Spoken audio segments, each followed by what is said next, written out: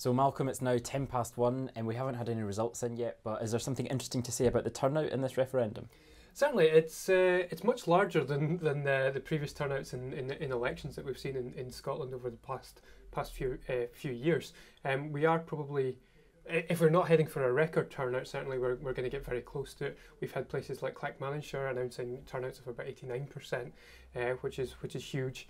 One of the disappointing aspects for the Yes campaign might be the low turnout in Dundee. I say low, relatively low, comparatively speaking. They're at 78%, which in a city which is expected to go yes, that might have a huge bearing on the outcome. And how does the turnout in this referendum compare to, say, previous elections in Scotland? Yeah, so the Scottish Parliament election in 2011 had a turnout of around 50%.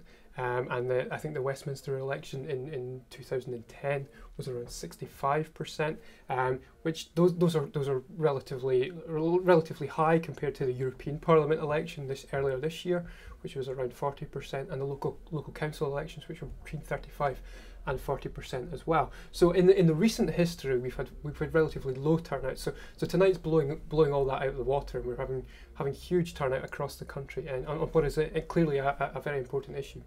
And what do you think about the prospects of all of these people who have registered to vote for the first time engaging in elections beyond this referendum? Is there some hope for that, do you think?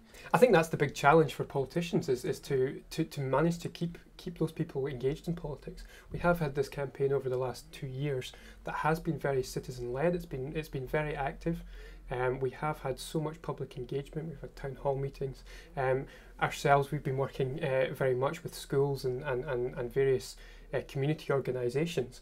And the challenge for politicians really is to try and keep that level of engagement up, because if the level of trust in politicians declines again, what we're going to see is much lower turnouts again. So very much a challenge for politicians to keep those people engaged. Malcolm Harvey, thanks for sharing your thoughts with us.